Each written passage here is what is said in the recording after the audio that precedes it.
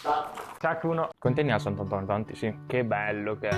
Ciao Patavini. Dolce del santo e il santo senza nome, Sant'Antonio da Padova. Sono qui perché oggi vi porto a conoscere la storia, la tradizione e la ricetta di questo dolce che prende appunto nome dalla chiesa che vedete alle mie spalle. È una basilica dedicata appunto a Sant'Antonio, così come questo dolce, molto semplice ma molto gustoso. Andiamo a prepararlo assieme. Patavini, ci siamo trasferiti nel chiostro del santo. Con noi abbiamo il dolce che abbiamo preparato, in qualche parte del video vedete la preparazione e adesso direi che è arrivato il momento dell'assaggio.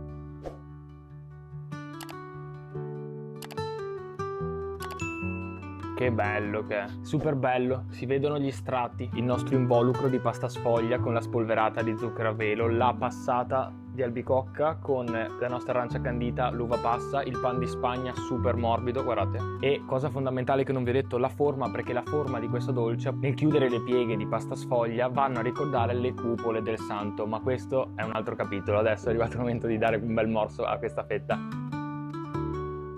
Ovviamente è un prodotto tipico veneto di Padova, è molto particolare, è perfetto per tantissime occasioni, è un dolce che si può mangiare veramente a merenda, a colazione, intupparlo nel caffè con un vino dolce.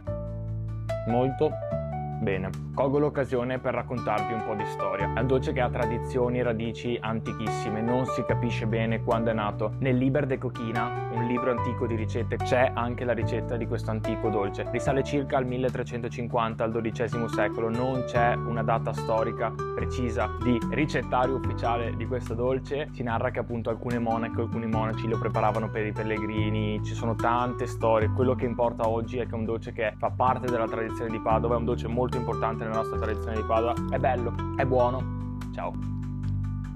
Come promesso, eccomi nel laboratorio. Oggi Alessandro mi spiegherà come viene fatto il dolce di Sant'Antonio. Andrò a prepararlo con lui, come vedete. Vi sveleremo qualche aneddoto, la ricetta e la storia di questo dolce e poi andremo ad assaggiarlo insieme.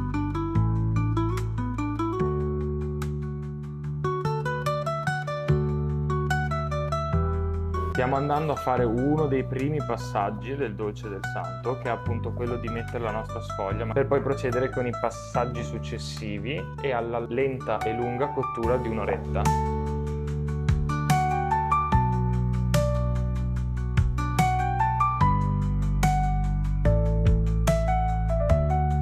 Steso la sfoglia, tagliata adeguatamente in base alle dimensioni appunto della nostra teglia. Abbiamo la versione piccola e la versione grande. Alessandro adesso sta farcendo le nostre paste sfoglie. Sì. Vai, fallo passare, vai tranquillo. Vai. Adesso Alessandro sta mettendo in ognuna delle nostre paste sfoglie della passata di albicocca, poi andremo a completare con uva passa e arancia candita e dopo vedrete.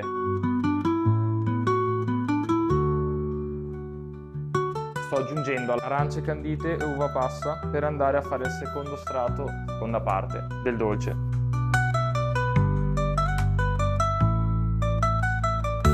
Io ho finito di mettere i nostri canditi all'interno delle nostre sfoglie. Alessandro adesso sta andando a mettere del pan di Spagna che è stato montato con una piccola aggiunta di burro, giusto Alessandro? Certo. Per mantenere morbidezza in cottura. Dopodiché, una volta completata la nostra distesa, andremo a chiuderle e ad infornarle, corretto? Giusto. Perfetto. Effetto wow.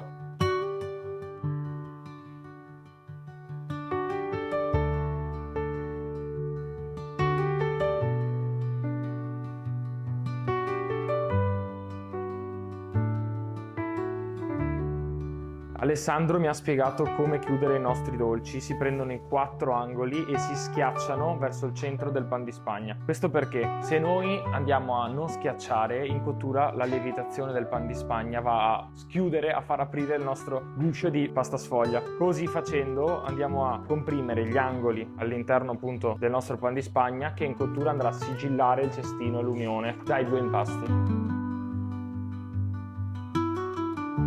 Adesso Alessandro infornerà i nostri dolci. 180 gradi per circa un'oretta e noi ci rivediamo appena sono pronti.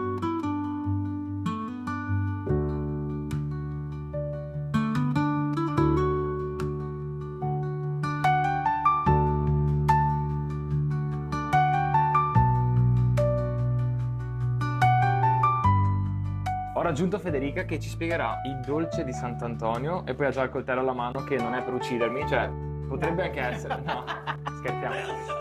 È per tagliare il dolce. Allora, questo è un dolce creato dai pasticceri di Padova circa negli anni 80, inizi anni 80.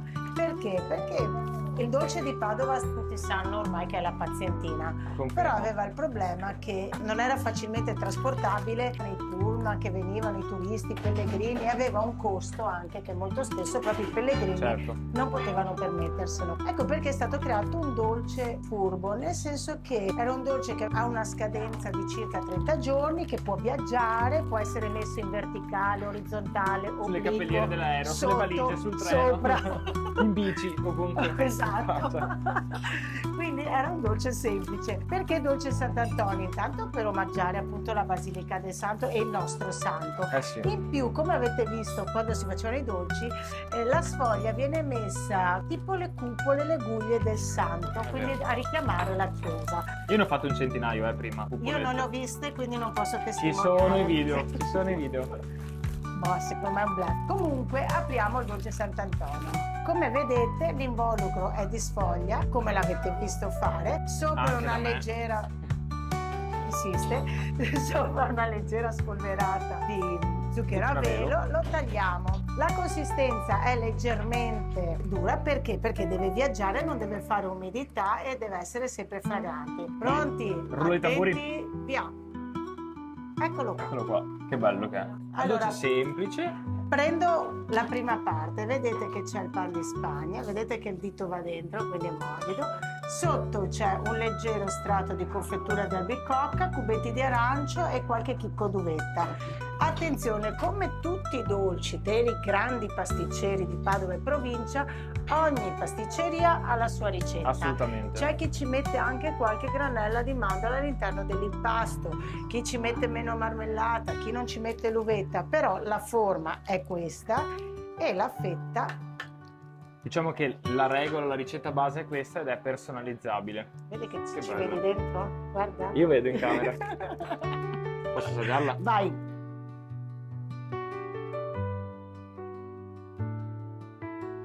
È un dolce che con tipo il moscato, fior d'arancio o un vino passito. Ecco, adesso vi faccio vedere la parte sotto. La apro, tipo ciac si gira. Esatto, fai il ciac, esatto, si come gira. sempre. Ciac, C'è uno. Nicolò, ciac si gira. Io stavo per dire che è un dolce coccola e appunto riprendendo quello che dicevi tu si abbina molto bene a dei vini È un moscati. dolce che va bene sia a pranzo che colazione che a cena. Anche a merenda. Sempre. Se fatto bene, è un dolce da mangiare sempre, non a livello turistico, cioè non deve essere concepito come un dolce solo per turisti, quindi ciapa qua, butta su, metti i sottotitoli, ciapa qua, butta su, ok. Traduzione. Ma è un dolce che se fatto bene come questo è veramente buono. Sono d'accordo. Anche perché non è troppo dolce, quindi No. comunque non è quella cosa che va a Ma stomacare. guarda Ecco. come sta sulla fetta. Ah, bellissimo. vedi? E dopo è un dolce furbo perché ci sono varie misure. Quello che io ho tagliato, se dice l'acqua in bocca, devo mandare giù mentre parlo. Ci sono vari formati. Quello che ho tagliato è più o meno da 500 a 600 grammi. Ma come vedi, facendo fette così, tu accontenti 10 Assolutamente. parenti. Oppure, Amici o chi sì, per esatto. Oppure c'è il dolcetto piccolo misura brioche che quindi È ne prendi uno a... Uno ogni 2 ore. Ma sì, e li regali ai colleghi di lavoro in occasione del Yes. santo, invece di portare la brioche porti il dolce Sant'Antonio. Bella questa. Peccato che non ho colleghi di lavoro perché lavoro per me stesso. Peccato che il quindi- giorno del santo tu ci sarà. Anche. Bene, ti ringrazio Ok. Federica. Grazie. Dal santo è tutto, lì nello studio. Allora Patavini, noi siamo davanti alla Basilica del Santo, in realtà c'è anche il simbolo, uno dei simboli di Padova, nonché simbolo del nostro logo, che è il gatto ammelata qui, però è in fase di restauro, quindi questo lo veniamo a trovare un altro giorno. Cosa importante, adesso assaggeremo davanti al santo il dolce del santo. Allora le campane stanno anche scandendo l'orario.